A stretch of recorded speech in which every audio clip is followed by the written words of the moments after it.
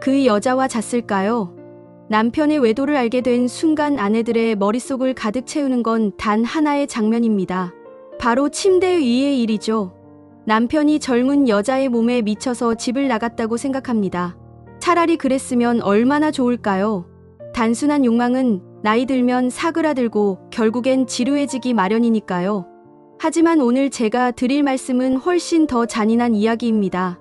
남편이 집을 나가 그 여자에게 달려가는 진짜 이유는 당신이 상상하는 그게 아닙니다. 그는 지금 욕망이 아니라 생존을 위해 그녀를 찾고 있습니다. 오늘 이 이야기를 끝까지 들으시면 남편의 외도를 바라보는 시각이 완전히 달라질 겁니다. 불편하지만 반드시 마주해야 할 진실 지금 시작합니다.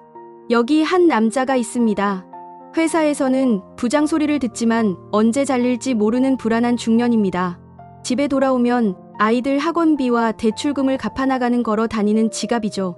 아내는 아이들 챙기느라 바쁘고 자신은 그저 집안의 가구처럼 놓여 있을 뿐입니다. 그는 자신이 기능으로만 존재한다고 느낍니다. 그런데 어느 날 누군가 그에게 기능이 아니라 존재 자체에 환호해 줍니다. 부장님은 정말 모르시는 게 없네요. 어쩜 그렇게 깊은 생각을 하세요? 제 주변엔 오빠 같은 사람이 없어요.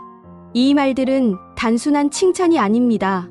죽어가던 자아에 대한 심폐소생술입니다. 많은 분들이 착각하십니다. 상간녀가 젊고 예뻐서 혹은 테크닉이 좋아서 남편이 넘어갔다고요. 아닙니다. 상간녀가 제공하는 건 성이 아니라 왜곡된 거울입니다. 현실의 남편은 배 나온 아저씨일지 모르지만 그녀의 눈동자라는 거울 속에 비친 남편은 지적이고 능력있고 매력적인 수컷입니다. 남편은 그 여자를 사랑하는 게 아닙니다. 그 여자의 눈에 비친 멋진 자기 자신을 사랑하는 겁니다.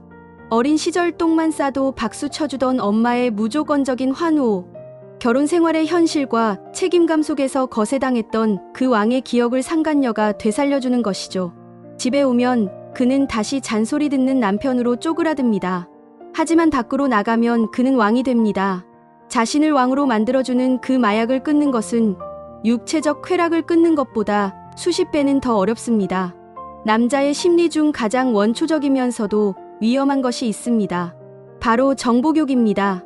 집에 있는 아내는 이미 잡은 물고기입니다. 안정적이고 편안하지만 더 이상의 짜릿함을 주지 않습니다. 하지만 상간녀와의 관계는 다릅니다. 도덕적 비난 들키면 안 된다는 불안 사회적 지위의 박탈 위험. 이 모든 장애물들이 역설적으로 그 관계를 더욱 뜨겁게 만듭니다. 우리는 쉽게 얻은 것보다 고난을 뚫고 얻은 것에 더 큰 가치를 부여합니다. 불륜이 짜릿한 이유는 그 사랑이 진실에서가 아니라 금지되어 있기 때문입니다. 그들은 자신들의 관계를 로미오와 줄리엣의 비극으로 포장합니다. 우리는 서로 너무 사랑하지만 세상이 우리를 갈라놓으려 해.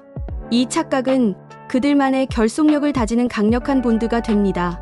내가 가질 수 없는 여자 혹은 사회적으로 용인되지 않는 관계를 내가 쟁취했다는 그 왜곡된 승리감. 만약 여러분이 당장 이혼을 선언하고 남편을 그 여자에게 보내준다면 어떻게 될까요? 장애물이 사라지는 순간 그토록 애절했던 그들의 사랑은 순식간에 식어버립니다. 왜냐고요? 더 이상 정복해야 할 산이 없으니까요. 그들이 미쳐있는 건 사랑이 아니라 금지된 선을 넘나드는 스릴 그 자체입니다.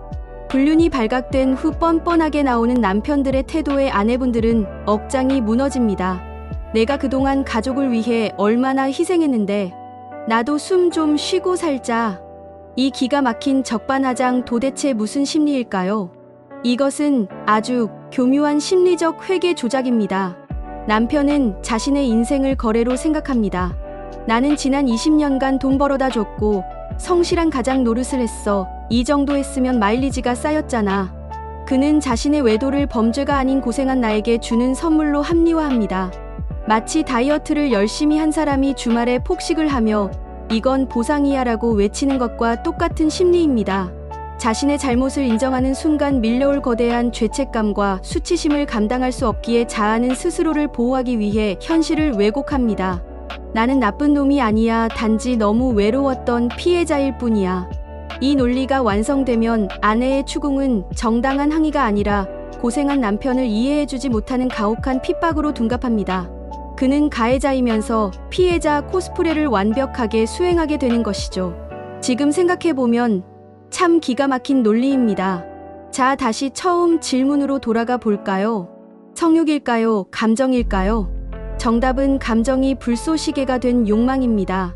남자들이 업소에 가서 돈을 주고 관계를 맺는 것과 특정 여성과 깊은 관계를 맺는 것은 완전히 다릅니다. 단순 성매매가 배설이라면 외도는 대화에서 시작됩니다.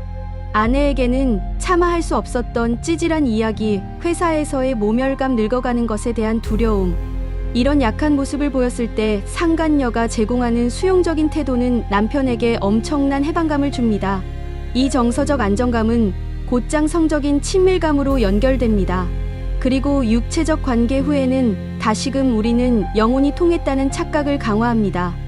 감정이 깊어지니 몸이 가고 몸이 갔으니 감정이 더 깊어지는 악마의 순환고리가 완성되는 겁니다. 그래서 남편이 우리는 그냥 차만 마시는 사이야라고 변명할 때 그 말이 더 위험한 신호일 수 있습니다. 이미 그들은 육체보다 더 끈적한 정서적 유대감으로 엉켜붙어 있기 때문입니다. 그때까지만 해도 믿고 있었습니다. 설마 그 정도는 아니겠지. 외도를 끝내고 가정으로 돌아온 남편.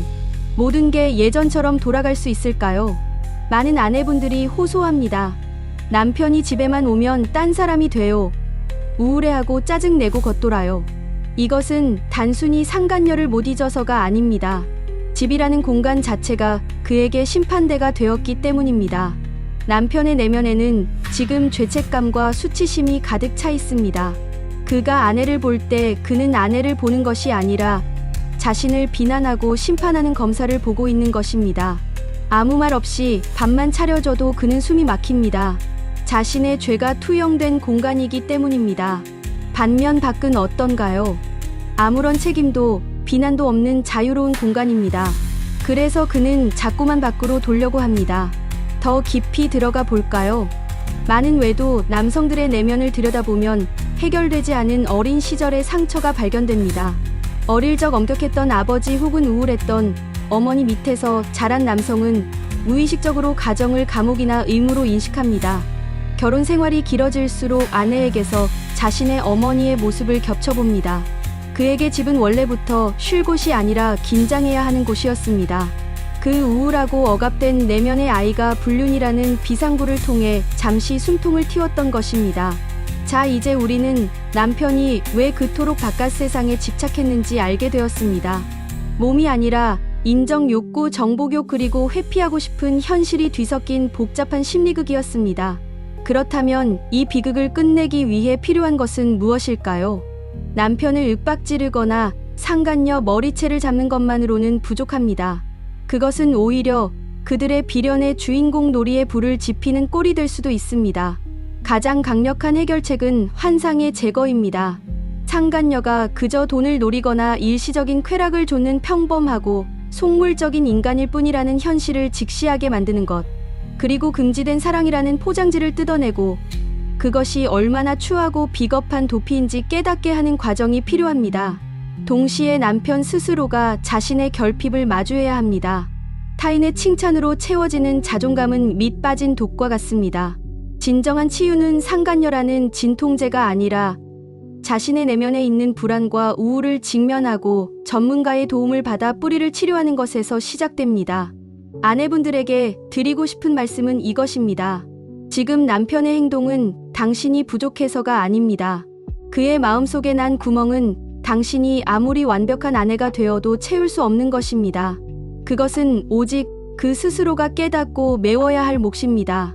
남편의 외도, 그것은 관계의 끝이 아니라 어쩌면 골마있던 두 사람의, 아니 한 사람의 인생 숙제가 수면 위로 드러난 순간일지도 모릅니다.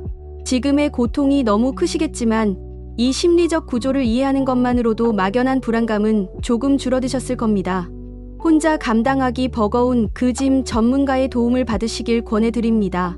여러분의 가정이 다시 단단한 땅 위에 설 수 있기를 진심으로 응원합니다.